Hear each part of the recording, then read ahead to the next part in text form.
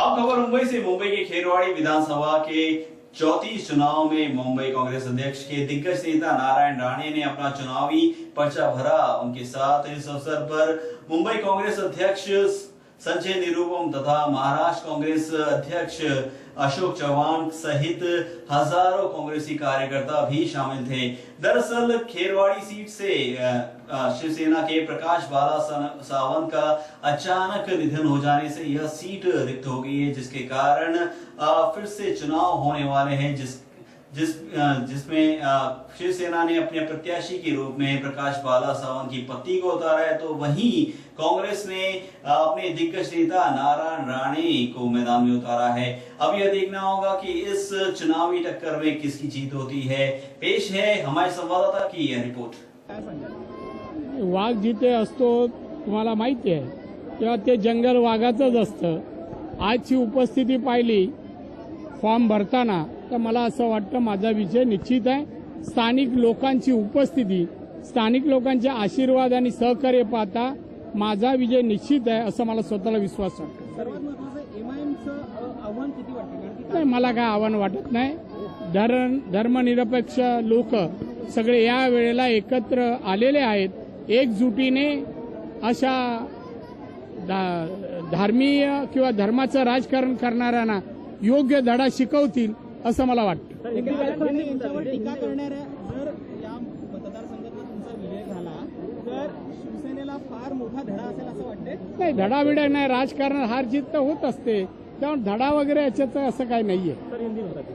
ये इतने सालों का मौका लग रहा है कि जिस तरह से टीका टिप्पणी एक स्तर से नीचे गिरकर आप पर होती है। नहीं, टीका टिप्पणी तो मैं बिल्कुल नहीं करूंगा, मैं करना नहीं चाहता टीका टिप्पणी। ये चुनाव है, लोकसभा में ये तो चुनाव होते रहता है, हार जीत होती रहती है, टीका टिप्पणी करने की आवश्यकता नहीं। मैं विधायक के नाते, मंत्री नाते, मुख्यमंत्री के नाते जो काम किया हो विधिमंडल में 25 साल और कोकण में जो हम परिवर्तन लाया है तरक्की का, और मुंबई में बेस का चेयरमैन के नाते हमने जो काम किया है, एक काम हमारा देखकर, हमारी क्षमता देखकर आम जनता, वांद्रे पूर्व की जनता हमें वोटिंग करेगी, मुझे विश्वास है। बढ़ी हुई भीड़ देखकर लग रहा है कि स्थानीय लोग आपके पीछे अब खड़े हैं। आज की उपस्थिति देखते हुए मुझे विश्वास है कि स्थानिक लोग मेरे साथ हैं। एमआईएम की चुनौती को लेकर आप कितने? मुझे चुनौती किसी का नहीं है, चुनौती किसी का नहीं। लेकिन नीतीश ने ट्वीट करके बोला है कि एमआईएम बीजेपी की टीम भी मालूम होती है, इस तरह का ट्वीट नीतीश ने किया हुआ है। नहीं, वो तो मैं देखा नहीं है, देखने के बाद में मेरा संघर्ष कोकणातला होता, मात्र आताचा संघर्ष मातोश्रीच्या अंगणात आहे, काय सांगाल? नाही, अंगणाचा सवाल नाही, कोणाचं घर कुठे असलं त्यामुळे त्यांच्याशी संघर्ष असं नाहीये। माझा संघर्ष कोणाशी नाहीये। माझी विनंती मतदारांना आहे, या मतदारसंघामध्ये विकास, नागरी सुविधा दर्जेदार मिळायच्या असतील, इथल्या लोकांचं जीवन उंचावायचं असेल तर मला त्यांनी मतदान करावं, निवडून द्यावं। मी या भागाचा कायापलट करीन, परिवर्तन करेन, हा इथल्या मतदारांना विश्वास देतो। तो लड़ा जाएगा। मोदी सरकार के कामकाज जो 9 महीने हुए वो स्थानीय मुद्दे, किन मुद्दों पर आप लड़ेंगे? नहीं, ऐसे तमाम मुद्दे रहेंगे। यहाँ 4-5 महीने से बीजेपी शिवसेना की सरकार है, उस सरकार के कामकाज के ऊपर चुनाव का प्रचार होगा। उसके बाद पिछले 9-9.5 महीने से मोदी जी की सरकार है, उस सरकार के कामकाज के ऊपर चुनाव का मुद्दा बनेगा, क्योंकि दोनों सरकारें जनता को बहुत सारी उम्मीदें दिखाकर आई थी और सच ये है कि कुछ महीनों में ही ये सरकारें नाउम्मीद कर रही हैं। ऐसे में महंगाई का मुद्दा हो सकता है, कालाधन का मुद्दा हो सकता है। अब पहली बार ऐसा दिख रहा है कि सत्तारूढ़ दो दल एक दूसरे पर भ्रष्टाचार के आरोप लगा रहे हैं। एलईडी के मामले पे जो इतना बड़ा घोटाला होने का आरोप शिवसेना की तरफ से लगाया गया, अपने आप में एक बड़ा मुद्दा होगा। उसके बाद कारपोरेशन का कामकाज, सरकार का कामकाज, शिवसेना बीजेपी का एक अपना ईमानदारी के ऊपर जो प्रश्न चिन्ह खड़ा हुआ है, वो भी एक मुद्दा होगा। कितनी बड़ी चुनौती मान रहे हैं एमआईएम को, चूंकि इस चुनाव में एमआईएम भी मुझे नहीं लगता एमआईएम को पिछले इलेक्शन में इसलिए लोगों ने वोट दिया क्योंकि कांग्रेस पार्टी बहुत ज्यादा एक मैदान में नहीं, तो लोगों ने सोचा था कि दूसरी पार्टी को देना है। दूसरी पार्टी को देने के बजाय लोगों ने कांग्रेस के बजाय किसी और को दिया। इस बार नारायण राणे जी एक मजबूत उम्मीदवार हैं और इस नाते जो भी धर्मनिरपेक्ष विचारों में विश्वास करने वाले लोग हैं, ऐसे तमाम लोग पहली पसंद कांग्रेस को करेंगे क्योंकि राणे साहब हैं और कांग्रेस पार्टी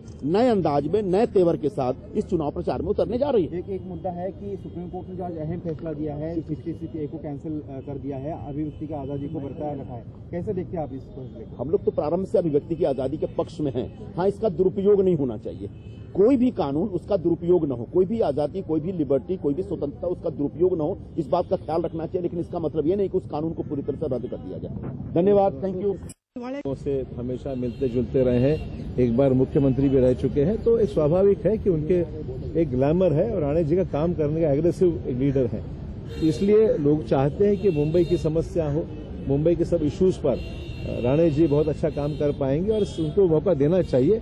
ऐसी फीलिंग आम आदमी में निश्चित तौर पर है। आपने देखा कि जिस उत्साह के साथ में जितनी भीड़ आज यहाँ पर आई थी, तो स्वाभाविक है कि वो राणे जी को चाहने वाले सब है और कांग्रेस को चाहने वाले हैं, राणे जी को चुनकर निश्चित देंगे। सर, मुद्दा क्या होगा? क्या यहाँ के जो सारे गुट है अगर एक साथ आए तो शायद कामयाब हो सकते हैं, लेकिन एक साथ आना मुद्दा ऐसा है, कोई व्यक्तिगत गुटबाजी नहीं है, वैचारिक थोड़े बहुत कम ज्यादा इश्यूज हो सकते हैं, पर राणे आपने देखा सभी लोग यहाँ पर हाजिर हैं।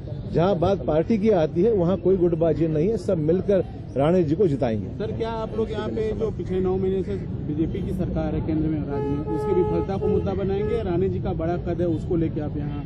ऐसा है कि ये चुनाव में लोगों ने जो देखो, ऐसा है कि लोकसभा और विधानसभा के चुनाव के बाद में जो लोगों ने महसूस किया है, जो वादे किए गए थे उस वादे पे आज बीजेपी सरकार मुकर्रर हो गई है। कोई काम लोगों के नहीं हो रहे हैं। रिजर्वेशंस के मुद्दे, जो माइनॉरिटी के 5% रिजर्वेशन का मुद्दा है, जमीन अधिग्रहण कानून है, एक में ऐसे 10 चीजें हैं जो शिवसेना बीजेपी सरकार केंद्र में हो या राज्य में हो, कितने बड़े पैमाने पर मिसरूल है इस गवर्नमेंट का, उसके खिलाफ में आवाज उठाने का ये सही मौका है और जनता अपनी आवाज बैलेट पेपर के जरिए व्यक्त करेगी। इसमें कौन कौन सा मुद्दा रहेगा मैन?